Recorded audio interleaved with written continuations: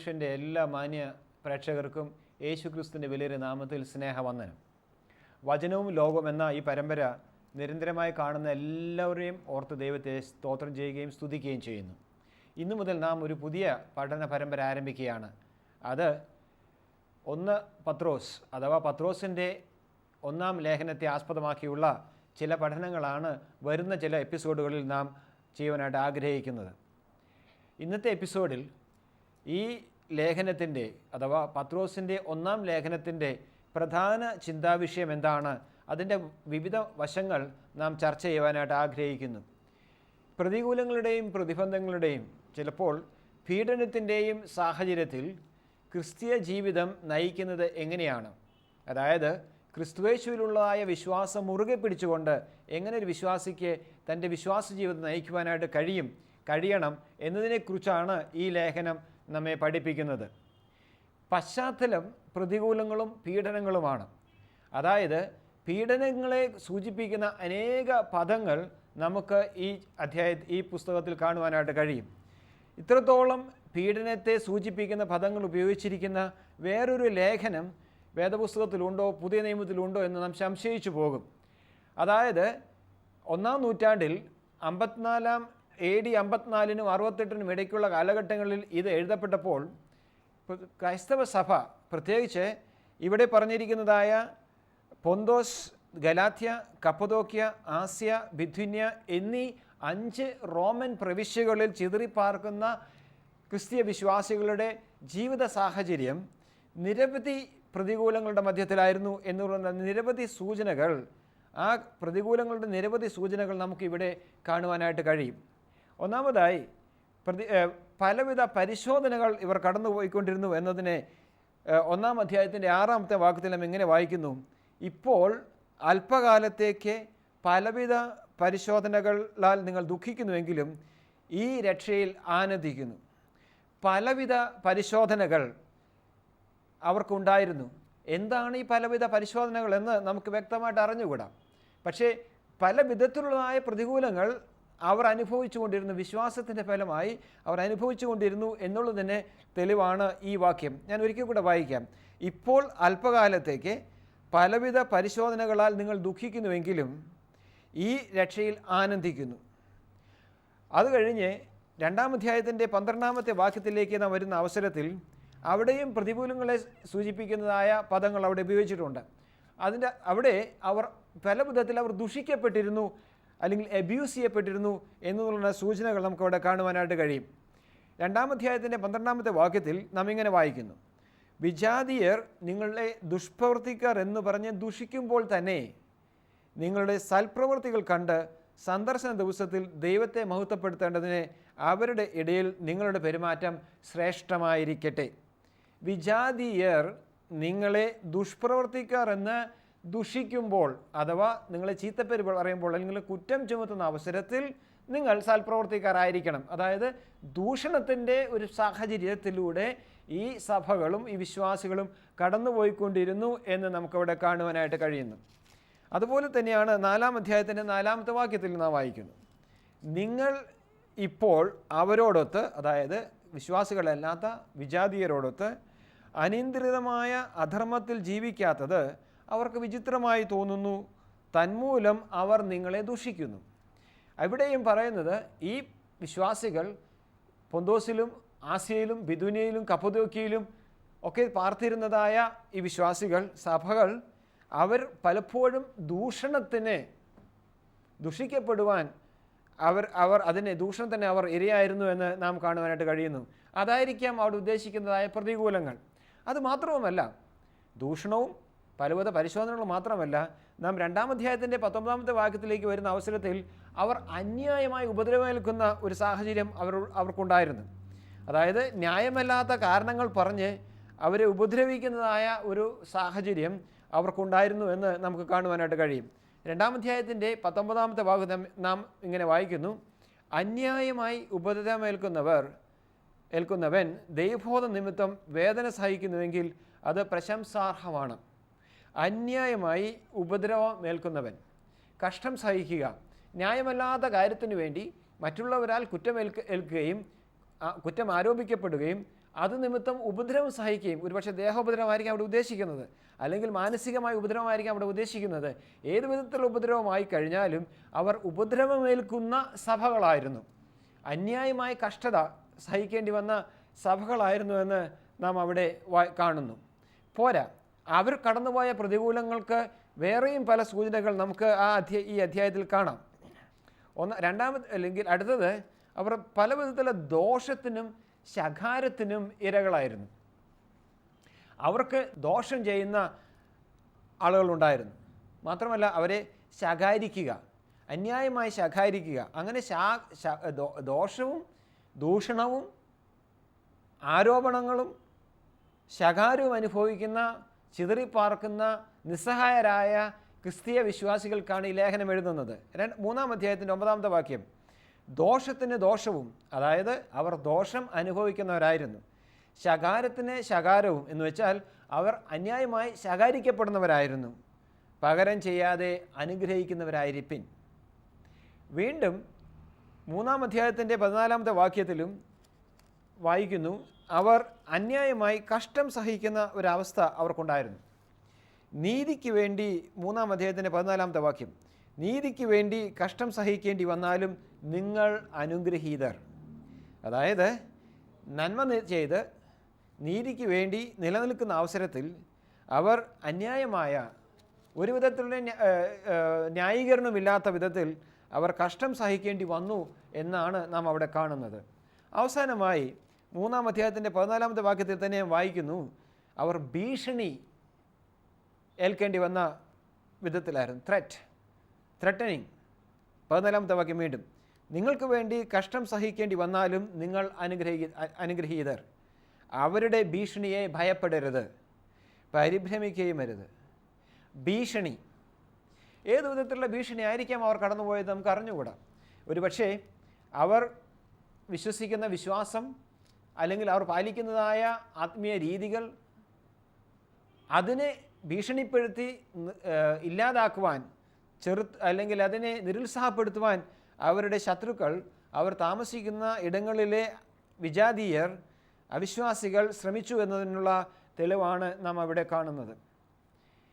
പല വിധത്തിലുള്ളതായ ചരിത്രത്തിൽ ഇതൊന്നും ചരിത്രത്തിൽ പ്രത്യേക സംഭവങ്ങളായിട്ട് നമുക്ക് കാണുവാനായിട്ട് കഴിയുകയില്ല. ഇത് പൊതുവായ ചില പീഡനത്തിൻ്റെ, പ്രതികൂലത്തിൻ്റെ അവസ്ഥകളാണ് നാം കാണുന്നത്. പക്ഷേ അപ്പോസ്തല പ്രവൃത്തികളും മറ്റ് ലേഖനങ്ങളും നാം പഠിച്ചു വരുന്ന അവസരത്തിൽ അപ്പോസ്തലന്മാരും ആദിമസഭയും നിരവധി പ്രയാസങ്ങളിലൂടെ കടന്നു പോകേണ്ടി വന്നു എന്ന് നാം കാണുന്നുണ്ട്. ആദ്യത്തെ പടി, അല്ലെങ്കിൽ ഈ ക്രൈസ്തവ പീഡനത്തിൻ്റെ, അല്ലെങ്കിൽ ക്രൈസ്തവർ ഏൽക്കേണ്ടി വന്നതായ പ്രതികൂലങ്ങളുടെയും പ്രതിസന്ധികളുടെയും ആദ്യഘട്ടം എന്ന് പറയുന്നത് യഹൂദന്മാരാലുണ്ടായ പീഡനങ്ങളാണ്. നമുക്കറിയാം, അപ്പോസ്തല പ്രവൃത്തി 4-ാം അധ്യായത്തിൽ പത്രോസിനെ കാരാഗ്രഹത്തിൽ അവർ പിടിച്ചുകൊണ്ടുപോയി ന്യായാധിപ സംഘത്തിന് മുന്നിൽ നിർത്തി. ഒരു മുടന്തനെ സൗഖ്യമാക്കി എന്നുള്ളൊരു കുറ്റം നിമിത്തം മാത്രം, യേശുവിൻ്റെ നാമത്തിൽ മുടന്തന് സൗഖ്യം നൽകി എന്നുള്ള ഒരൊറ്റ കുറ്റം കൊണ്ട് മാത്രമാണ് അന്ന് പത്രോസിനെ അറസ്റ്റ് ചെയ്തത്. ആദിമസഭ വളരെ തീക്ഷ്ണമായി പ്രാർത്ഥിച്ചതിൻ്റെ പേരിൽ അതിൻ്റെ ഫലമായി അവർ വിടുവിക്കപ്പെടുകയും ചെയ്തു.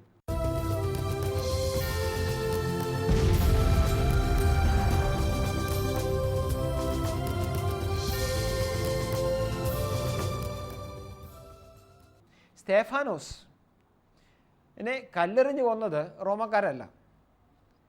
സ്തേഫാനോസിനെ കല്ലെറിഞ്ഞ് കൊന്നത് യഹൂദന്മാർ തന്നെയായിരുന്നു. അവനെ കുറ്റക്കാരനെന്ന് കണ്ടത് യഹൂദന്മാരായിരുന്നു. അത് നിമിത്തം സഭ വിശ്വാസികൾ ലോകമെങ്ങും, യെരുശലേം വിട്ട് ലോകമെങ്ങും ചിതറിപ്പോയി എന്ന് നാം അപ്പോസ്തല പ്രവൃത്തികളിൽ വായിക്കുന്നു.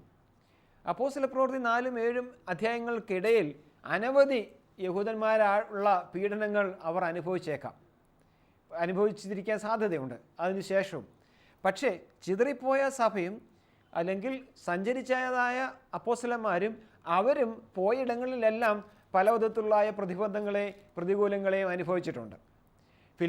ഒരു ഉദാഹരണം മാത്രം പറഞ്ഞാൽ, അപ്പോസ്തല പ്രവൃത്തി 16-ാം അധ്യായത്തിൽ വായിക്കുന്നു, ഫിലിപ്പെ പട്ടണത്തിൽ പൗലോസും തൻ്റെ സഹകാരികളും കടന്നു ചെന്ന അവസരത്തിൽ അവിടെ ദൈവത്തിൻ്റെ ആത്മാവിനാൽ ഒരു വലിയ ഉണർവുണ്ടായി. ലുദിയയുടെ ഹൃദയം ദൈവം തുറന്നു, അവിടെ ഒരു ചെറിയ കൂടിവരവുണ്ടായി. പക്ഷേ അത് അധികകാലം നീണ്ടു നിന്നില്ല. ചില ദിവസങ്ങൾക്കുള്ളിൽ തന്നെ ആ വെളിച്ചപ്പാടത്തേക്ക് സൗഖ്യം നൽകി എന്നുള്ളൊരൊറ്റ കുറ്റം കൊണ്ട് അവർ ആ നഗരവാസികളെല്ലാം കൂടെ അവരെ പിടിച്ച് അവിടുത്തെ കോർട്ടിന് മുന്നിൽ, അവിടുത്തെ ന്യായാധിപന് മുന്നിൽ കൊണ്ടുവരികയാണ്. അപ്പോൾ പിന്നീട് നമുക്ക് ആ കഥ വളരെ വിശദമായിട്ട് പറയുവാൻ നമുക്ക് സമയമില്ല. അവരവിടെ കാരാഗ്രഹത്തിലായി. അവിടെ നിന്നുണ്ടായ അത്ഭുത വിടുതൽ ഒക്കെ നാം വായിക്കുന്നുണ്ട്. അതായത് അവർ കടന്നുപോയ സ്ഥലങ്ങളിലെല്ലാം തന്നെ സിവിൽ അതോറിറ്റീസിൽ നിന്ന്, അതാത് സ്ഥലങ്ങളിലെ നഗരവാസികളിൽ നിന്ന്, നഗരപ്രമാണികളിൽ നിന്ന്, അല്ലെങ്കിൽ ഭരണാധികാരികളിൽ നിന്ന് അവർക്ക് പ്രതികൂലങ്ങൾ ഉണ്ടായിട്ടുണ്ട്. അവിടെ ഫിലിപ്പിയിൽ മാത്രമല്ല, ഒരിടത്ത് പൗലോസിനെ ഒരു കോട്ടയിൽ ഇറക്കേണ്ട സാഹചര്യം ഉണ്ടായി. സുവിശേഷം എവിടെയെല്ലാം കടന്നു ചെന്നിട്ടുണ്ടോ അവിടെയെല്ലാം പല വിധത്തിലുള്ളായ പ്രതിബന്ധങ്ങൾ ഉണ്ടായിട്ടുണ്ട്. അതുപോലെ തന്നെ എവിടെയെല്ലാം വിശ്വാസികൾ ഉണ്ടായിട്ടുണ്ടോ ആദിമകാലത്തും ഇന്നത്തെ കാലത്തും അവിടെയെല്ലാം വിശ്വാസികൾ പ്രതിസന്ധികളിലൂടെയും പ്രതികൂലങ്ങളിലൂടെയും കടന്നു പോകേണ്ടി വന്നിട്ടുണ്ട്. ഒരിക്കലും പീഡനമില്ലാത്തൊരു കാലഘട്ടം ക്രൈസ്തവ സഭയുടെ ചരിത്രത്തിലുണ്ടായിട്ടില്ല. ഒരിടത്തില്ലെങ്കിൽ മറ്റിടത്ത്, ഒരു കാലത്തില്ലെങ്കിൽ മറ്റൊരു കാലത്ത് എപ്പോഴും വിശ്വാസികൾ പ്രതിബന്ധങ്ങളെ അഭിമുഖീകരിക്കേണ്ടി വരുന്ന ഒരു സാഹചര്യമായിരുന്നു. മാത്രമല്ല, വേദപുസ്തകം വിട്ട് നാം ചിന്തിച്ചാൽ നാം ചരിത്ര രേഖകളിൽ ഈ കാലഘട്ടത്തിൽ, ഏകദേശം ഈ കാലഘട്ടത്തിൽ ബിഥുന്യ എന്ന പ്രവിശ്യയിൽ, ഇവിടെ പരാമർശിച്ചിരിക്കുന്ന 5 പ്രവിശ്യകളിൽ ഒന്നാണ് ബിഥുന്യ. പൊന്തോസ്, ഗലാത്യ, കപ്പദോക്യ, ആസ്യ, ബിഥുന്യ. ഈ ബിഥുന്യ എന്ന റോമൻ പ്രോവിൻസിലെ അന്നത്തെ ഗവർണറായിരുന്ന പ്ലിനിയുടെ രേഖകളിൽ പ്ലിനി ഇങ്ങനെ എഴുതിയിരിക്കുന്നു. അതായത് ക്രിസ്ത്യാനികൾക്കെതിരെ കൊണ്ടുവന്ന പല പ്രോസിക്യൂഷൻസ്, പല കേസുകൾ, ആരോപണങ്ങളിൽ താൻ വിധി കൽപ്പിക്കേണ്ടി വന്നിട്ടുണ്ട് എന്ന് ബിഥുനിയയിൽ ഈ കാലഘട്ടങ്ങളിലെ ഗവർണറായിരുന്ന പ്ലിനി എഴുതി വച്ചിട്ടുണ്ട്. അതിൻ്റെ അർത്ഥം, പക്ഷേ അത് ബിഥുനിയയിലെ റോമൻ അധികാരികൾ ക്രിസ്ത്യാനികൾക്കെതിരെ എടുത്ത കേസുകളല്ല. സഹപൗരന്മാർ, അന്നത്തെ ആ ബിഥുനിയയിലെ റോമൻ ആ പട്ടണത്തിലെ മറ്റ് ആളുകൾ വിശ്വാസികൾക്കെതിരെ കൊടുത്ത കേസുകളാണ്. അപ്പോൾ സ്റ്റേറ്റിൻ്റെ ഒരു പെർസിക്യൂഷനല്ല അവിടെ നടന്നിരിക്കുന്നത്, മറ്റുള്ളവരുടെ എതിർപ്പുള്ള. ആ വിധത്തിൽ നാം ചിന്തിച്ചു കഴിഞ്ഞാൽ ഇവിടെ പറഞ്ഞിരിക്കുന്നതായ പലവിധ പരിശോധനകൾ, ദുഷിക്കൽ, അന്യായമായി ഉപദ്രവമേൽക്കൽ, ദോഷം, ശകാരം, കഷ്ടം സഹിക്കൽ, ഭീഷണി, ഇതെല്ലാം തന്നെ ഈ 5 പ്രവിശ്യകളിൽ ഉണ്ടായിരുന്ന ക്രൈസ്തവ വിശ്വാസികൾ അനുഭവിച്ചുകൊണ്ടിരുന്നു. ഇതുകൂടാതെ ഒരു പക്ഷേ അവർ ജോലി ചെയ്യുന്ന സ്ഥലങ്ങളിലെ യജമാനന്മാരിൽ നിന്ന്, അല്ലെങ്കിൽ അവരുടെ ബോസസിൽ നിന്ന്, അവരുടെ മേലധികാരികളിൽ നിന്നും അവർ അനവധി വിധത്തിലുള്ളായ പ്രതിബന്ധങ്ങൾ അല്ലെങ്കിൽ പീഡനങ്ങൾ ഏറ്റിരിക്കാനും സാധ്യതയുണ്ട്. അതുകൊണ്ടാണ് ഇവിടെ 2-ാം അധ്യായത്തിൻ്റെ 18-ാമത്തെ വാക്യത്തിൽ നാം ഇങ്ങനെ വായിക്കുന്നു, 18-ാം വാക്യത്തിൽ ഇങ്ങനെ വായിക്കുന്നു, ദാസന്മാരെ നിങ്ങളുടെ യജമാനന്മാർക്ക് നല്ലവരും ദയാശീലരുമായവർക്ക് മാത്രമല്ല ക്രൂരന്മാർക്കും കൂടെ പൂർണ്ണ ബഹുമാനത്തോടെ കീഴടങ്ങിയിരിപ്പിൻ. അതായത് അവർ ജോലി ചെയ്തിരുന്ന ഇടങ്ങളിലെ എല്ലാ യജമാനന്മാരും വിശ്വാസികളായിരിക്കണമെന്നില്ല, ആയിരുന്നിരുന്നില്ല എന്നുള്ള തെളിവുകളുണ്ട്. കാരണം ഇവിടെ ഒരിടത്തും ദാസന്മാർക്കുള്ള നിർദ്ദേശങ്ങൾ കൊടുത്തിട്ടുണ്ട്, ഭാര്യമാർക്കുള്ള നിർദ്ദേശങ്ങൾ കൊടുത്തിട്ടുണ്ട്, ഭർത്താക്കന്മാർക്കുള്ള നിർദ്ദേശങ്ങൾ കൊടുത്തിട്ടുണ്ട്. പക്ഷേ കൊലോസ്യ ലേഖനത്തിലും എഫെസ്യ ലേഖനത്തിലും കാണുന്ന പോലെ ദാസന്മാർക്കുള്ള നിർദ്ദേശങ്ങൾ ഈ ലേഖനത്തിൽ കൊടുത്തിട്ടില്ല. അതിൻ്റെ കാരണം ഈ ലേഖനം എഴുതപ്പെട്ടതായ ബിഥുന്യയിലെയും കപ്പദോക്യയിലെയും പൊന്തോസിലെയും സഭകളിൽ വിശ്വാസികളായ യജമാനന്മാർ ഇല്ലായിരുന്നു എന്നും അതിലെ അംഗങ്ങൾ, ഈ സഭകളിലെ അംഗങ്ങൾ മിക്കവാറും എല്ലാവരും പല വിധത്തിലും ദാസന്മാരായി അല്ലെങ്കിൽ സാമൂഹ്യമായി താഴേക്കിടയിലുള്ളവരായിരുന്നു. അവരിൽ ആരും തന്നെ മേലേക്കിടയിൽ ദാസന്മാരായോ യജമാനന്മാരായോ അല്ലെങ്കിൽ ഏതെങ്കിലും ഇൻഡസ്ട്രിയോ അല്ലെങ്കിൽ ഒരു പ്രത്യേക ധനവാന്മാരായി മറ്റുള്ളവരെ ജോലിക്ക് വെക്കാൻ സാമ്പത്തിക ശേഷിയുള്ളവരാരും ഉണ്ടായിരുന്നില്ല എന്ന് വേണമെങ്കിൽ നമുക്കതിൽ നിന്ന് അനുമാനിക്കാവുന്നതാണ്.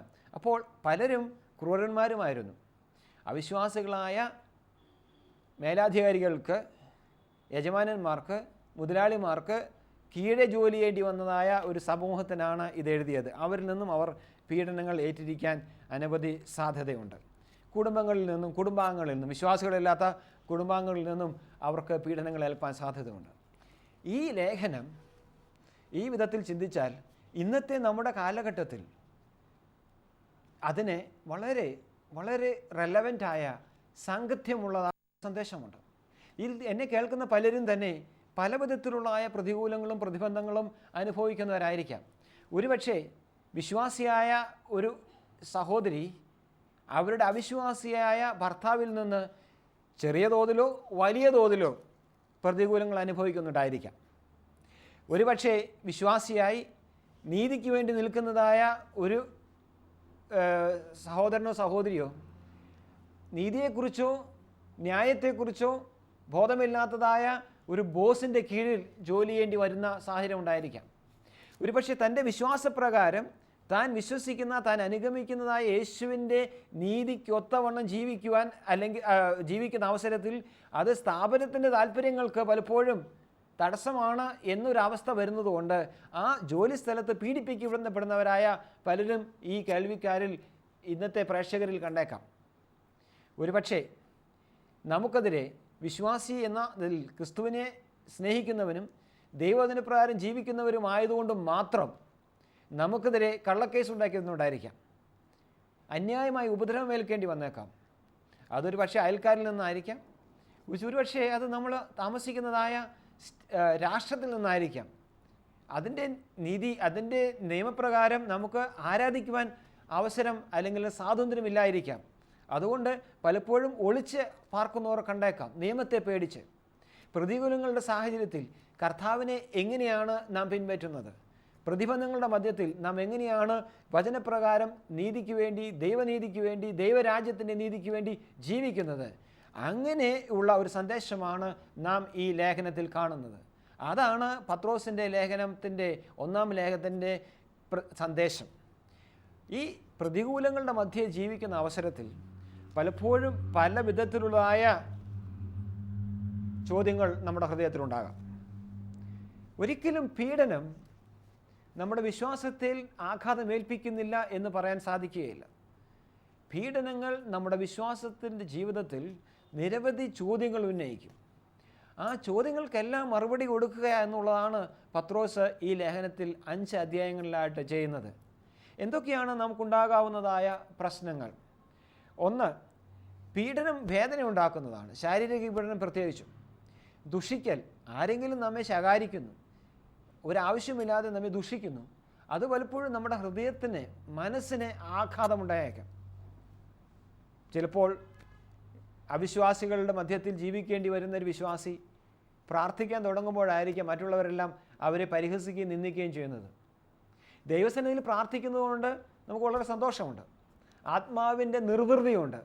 പക്ഷേ ആ നിർവൃതിയുടെ അത് നാം നേടുന്നത് അല്ലെങ്കിൽ ആ പ്രാർത്ഥന നാം ചെയ്യുന്നത് ആരാധിക്കുന്നത് ഒരുപക്ഷെ നല്ല ഉറക്കൊരു പാട്ട് പാടുന്നതായിരിക്കാം. പലരും നമ്മെ നിന്ദിക്കുകയും പരിഹസിക്കുകയും ചെയ്യുന്നതിൻ്റെ സാഹചര്യത്തിലാണ്. അത് തീർച്ചയായും മനസ്സിന് വേദന ഉണ്ടാക്കുന്നതാണ്. ചിലപ്പോൾ വിശ്വാസി ആയതുകൊണ്ട് അല്ലെങ്കിൽ നാം ഒരു ദൈവത്തിൻ്റെ നീതിക്ക് വേണ്ടി നിൽക്കുന്നു, എനിക്കത് ചെയ്യാൻ സാധിക്കുകയില്ല, ദൈവത്തിൻ്റെ പ്രമാണം എന്നെ അനുവദിക്കുന്നില്ല എന്ന് പറയുന്നതുകൊണ്ട് ജോലി നഷ്ടപ്പെട്ട ചിലരെ എനിക്കറിയാം. അവർ എൻ്റെ വിശ്വാസം നിമിത്തം എനിക്കത് ചെയ്യുവാൻ കഴിയില്ല എന്ന് പറഞ്ഞ് മാനേജ്മെൻറ്റിൻ്റെ അപ്രീതിക്ക് കാരണമായ അല്ലെങ്കിൽ അതിൻ്റെ ഇരകളായ ചിലരെ എനിക്കറിയാം. അതുകൊണ്ട് പ്രൊമോഷൻ തടയപ്പെട്ടു. ജീവിതത്തിൽ മുഴുവൻ ശമ്പളം കൂട്ടിക്കൊടുക്കാതെ പ്രൊമോഷൻ തടഞ്ഞ് വിശ്വാസം നിമിത്തം വളരെ തുച്ഛമായ പെൻഷനും പറ്റിക്കൊണ്ട് ജീവിക്കേണ്ടി വന്ന ചില ജീവിതങ്ങളെ എനിക്ക് നേരിട്ടറിയാം. അത് ഒരു പക്ഷേ നമ്മുടെ വിശ്വാസത്തിന് ചിലപ്പോൾ ചിലർ ചോദിച്ചെന്ന് നോക്കാം, ചിലപ്പോൾ ഭാര്യ തന്നെ ചോദിച്ചു വന്നേക്കാം, ഇതായിരുന്നോ വലുത്? നിങ്ങളുടെ വിശ്വാസമായിരുന്നോ വലുത്, അതോ നിങ്ങളുടെ ജോലിയായിരുന്നോ വലുത്? ആ ചോദ്യം നമ്മുടെ ഹൃദയത്തിന് എന്തായാലും വേദന ഉളവാക്കും. കാരണം നാം തന്നെ ഒരു പക്ഷേ ചോദിച്ചു വന്നേക്കാം, ഭാവിയിൽ സാമ്പത്തികമായ പ്രശ്നങ്ങൾ വരുന്ന അവസരത്തിൽ അന്ന് ഞാൻ അത് ചെയ്തിരുന്നെങ്കിൽ എൻ്റെ പ്രൊമോഷൻ തടയപ്പെടില്ലായിരുന്നു. എൻ്റെ പ്രൊമോഷൻ തടയപ്പെട്ടില്ലായിരുന്നു എങ്കിൽ എനിക്ക് ഇന്ന് ഇത്രത്തോളം പെൻഷനോ അല്ലെങ്കിൽ ഇത്രത്തോളം റിട്ടയർമെൻറ്റ് ബെനിഫിറ്റ്സോ കിട്ടുമായിരുന്നു. അത് ഞാൻ സാക്രിഫൈസ് ചെയ്തത്, ആ ഒരു ത്യാഗം സഹിച്ചത്, ദൈവത്തിന് വേണ്ടി സഹിച്ചത് ബുദ്ധിയായിരുന്നു. അനേകരും എൻ്റെ കൂടെയുള്ള വിശ്വാസത്തിൽ പലരും അങ്ങ് ചെയ്തില്ലല്ലോ, അവരങ്ങനെ മിടുക്കന്മാരായി പോയി, ഞാനൊരു വിഡ്ഢിയായിപ്പോയോ. നമുക്ക് സ്വയത്തെ തന്നെ നിന്ദിക്കുന്ന ചില അനുഭവങ്ങൾ നമ്മുടെ ജീവിതത്തിൽ വന്നേക്കാം. എന്തൊക്കെയാണ് പീഡനങ്ങൾ മനുഷ്യൻ്റെ മനസ്സിൽ, ഒരു വിശ്വാസിയുടെ മനസ്സിലും ശരീരത്തിലും അവൻ്റെ വിശ്വാസത്തിന് തന്നെയും ഉണ്ടാക്കുന്നതായ പ്രശ്നങ്ങൾ? 1, ഒരു പക്ഷേ വിശ്വാസത്തിൻ്റെ വാസ്തവികത തന്നെ ചോദ്യചിഹ്നമാകുന്നു. ഇത്രത്തോളം വില നാം കൊടുക്കേണ്ടി വരുന്നു എങ്കിൽ, ഈ ഒരു കാര്യത്തിന് വേണ്ടി ഇത്രത്തോളം വില കൊടുക്കേണ്ടി വന്നുവെങ്കിൽ ഈ വിശ്വാസം ശരിയാണോ? അതായത് ഞാൻ വിശ്വസിക്കുന്ന സത്യം അല്ലെങ്കിൽ ഞാൻ പിന്തുടരുന്ന പാത ശരിയാണെങ്കിൽ എന്തുകൊണ്ടാണ് ഞാൻ പീഡിപ്പിക്കപ്പെടുന്നത്? അത് സത്യമാണെങ്കിൽ പീഡിപ്പിക്കപ്പെടേണ്ടതായ, അത് സത്യമാണെങ്കിൽ ഞാൻ ഇത്തരം ഒരു പ്രതികൂലം അനുഭവിക്കേണ്ട സാഹചര്യം ആവശ്യമുണ്ടോ? അത് സത്യമാണെങ്കിൽ, അത് ശരിയാണെങ്കിൽ.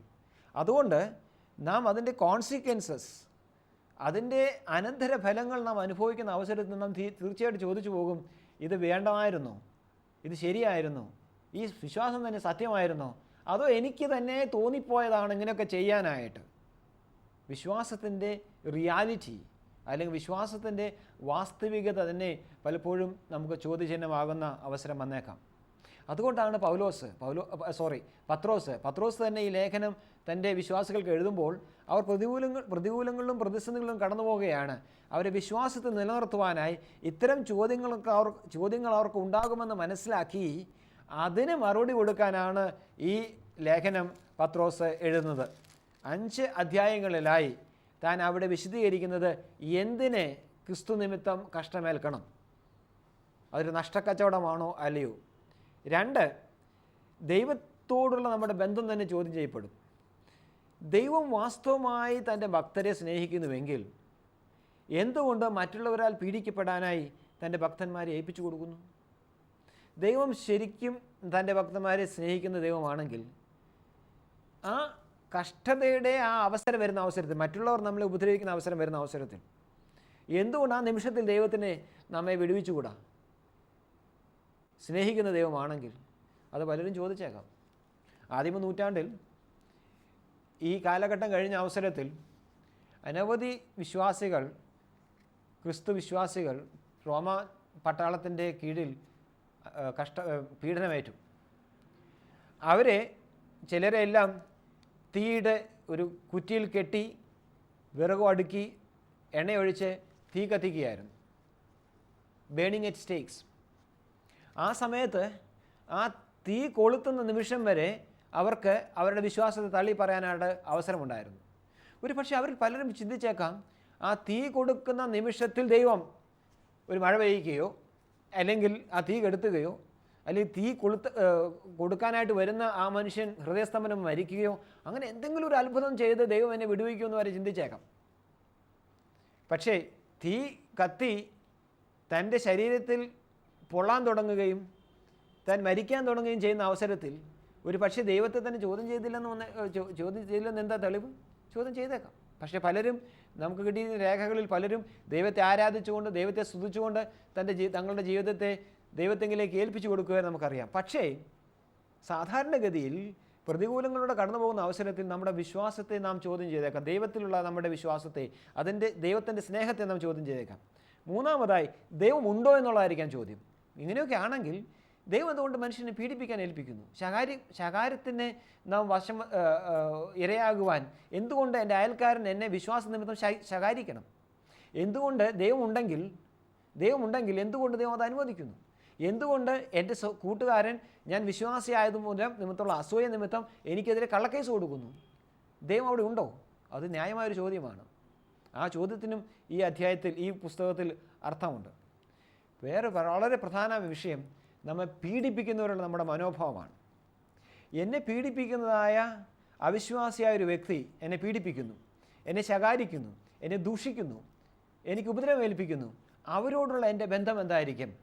അവരോട് ദൈവം ആഗ്രഹിക്കുന്നത് പോലെ ദൈവത്തിൻ്റെ വചനത്തിനനുസൃതമായ വിധത്തിൽ ഒരു സ്നേഹബന്ധം, അല്ലെങ്കിൽ അവർക്ക് കീഴ്പ്പെടേണ്ടവർക്ക് കീഴ്പ്പെടുവാൻ, അനുസരിക്കേണ്ടവരെ അനുസരിക്കുവാൻ, അവർ നമ്മെ പീഡിപ്പിക്കുന്നവരായാൽ പോലും ചെയ്യാൻ സാധിക്കുമോ? പലർക്കും സാധിക്കുകയില്ല. കാരണം പീഡനമേറ്റു കഴിഞ്ഞാൽ തിരിച്ച് അവരോടും ഒരു എതിരായ മനോഭാവമാണ് നമുക്ക് സാധാരണഗതിയിൽ കാണുക. പക്ഷേ അതിനും ഉത്തരം ഈ 5 അധ്യായങ്ങളിൽ പത്രോസ് കൊടുത്തിട്ടുണ്ട്. അവസാനമായി നമ്മോട് തന്നെ പലപ്പോഴും പീഡിപ്പിക്കപ്പെടുന്ന അവസരത്തിൽ നമ്മോട് തന്നെയുള്ള മതിപ്പ്, ആത്മവിശ്വാസം നഷ്ടപ്പെട്ടു വന്നേക്കാം. ഉദാഹരണത്തിന് ചിന്തിച്ചു നോക്കണം.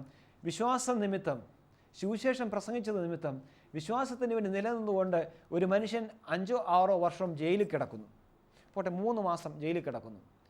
ആ 3 മാസം ജയിലിലെ യൂണിഫോം ഇട്ട്, ജയിലിലെ ആഹാരവും കഴിച്ച്, ജയിലിലെ അധികാരികളുടെ ചീത്തവാക്കും കേട്ട് 3 മാസമോ 6 മാസമോ 7 വർഷമോ എത്രയെങ്കിലും ആകട്ടെ കഴിയുന്നൊരു വ്യക്തിയുടെ ആത്മവിശ്വാസവും തന്നോട് തന്നെയുള്ള മതിപ്പും കുറഞ്ഞു പോകാനായിട്ട് സാധ്യതയുണ്ട്. ആ ഇടിയുന്നതായ തൻ്റെ വില ഇടിയുന്നതായ ഓരോ ദിവസവും ഇടിയുകയാണ്. കാരണം എന്താണ്? ഈ ക്രിസ്തുവിനെ പിൻപറ്റി എന്നുള്ള ഒരൊറ്റ കുറ്റം നിമിത്തം അവരുടെ ആത്മനിന്ദ അനുഭവിക്കേണ്ടി വന്ന് ചിലരങ്ങനെ വന്നിട്ടുണ്ട്. അവരുടെ ആത്മവിശ്വാസത്തെയും അവർക്ക് തങ്ങളെക്കുറിച്ചുള്ളതായ പ്രതിച്ഛായയും വർദ്ധിപ്പിക്കുവാനായും കൂടിയാണ് പത്രോസ് ഈ ലേഖനം എഴുതിയത്. അതുകൊണ്ട് ആരെങ്കിലും ഇത്തരം വിശ്വാസത്തെ തകർക്കുന്നതായ പീഡനങ്ങളിലൂടെ കടന്നു പോകുന്നെങ്കിൽ, ആരെങ്കിലും വിശ്വാസത്തെ ചോദ്യം ചെയ്യുന്നതായ തങ്ങളുടെ ദൈവത്തെയും തങ്ങളുടെ ദൈവത്തിലുള്ള വിശ്വാസത്തെയും തങ്ങളോട് തന്നെയുള്ള മതിപ്പിനെയും തങ്ങൾക്ക് മറ്റുള്ളവരുമായ ബന്ധത്തെയും ചോദ്യം ചെയ്യപ്പെടുന്ന വിധത്തിൽ പ്രതികൂലങ്ങളെയും പീഡനങ്ങളെയും അനുഭവിക്കുന്നവർക്ക് വേണ്ടിയുള്ള ഒരു ലേഖനത്തിലേക്ക് നാം കടക്കുവാനായിട്ട് ആഗ്രഹിക്കുകയാണ്. വരുന്ന ചില എപ്പിസോഡ്സിൽ ഇതിലെ ദൈവം ആരാണ്, ദൈവമക്കൾ ആരാണ്, ദൈവമക്കൾക്ക് മറ്റുള്ളവരുമായ ബന്ധം എങ്ങനെയായിരിക്കണം, എങ്ങനെയാണ് പ്രതികൂലങ്ങളുടെ സാഹചര്യത്തിൽ, പീഡനത്തിൻ്റെ സാഹചര്യത്തിൽ, അല്ലെങ്കിൽ ഉപദ്രവമേൽക്കുന്നതായ സാഹചര്യത്തിൽ എപ്രകാരമാണ് കർത്താവിൻ്റെ സുവിശേഷത്തിന് വേണ്ടി നിലകൊള്ളുവാൻ, സാക്ഷ്യം വഹിപ്പാൻ, ആ പ്രശ്നങ്ങളിലൂടെ എല്ലാം കടന്നു പോകുന്ന അവസരത്തിൽ വളരെ പ്രകാശത്തോടുകൂടെ തെളിച്ചത്തോടുകൂടെ അതിലൂടെ കടന്നു പോകുവാൻ നമുക്ക് കഴിയുക. അങ്ങനെ പ്രതികൂലങ്ങളിലും കർത്താവിന് വേണ്ടി സാക്ഷ്യം വഹിക്കുവാൻ നമുക്ക് എങ്ങനെ കഴിയും? അതാണ് നാം അടുത്ത ചില എപ്പിസോഡുകളിൽ കാണുവാനായിട്ട് ആഗ്രഹിക്കുന്നത്.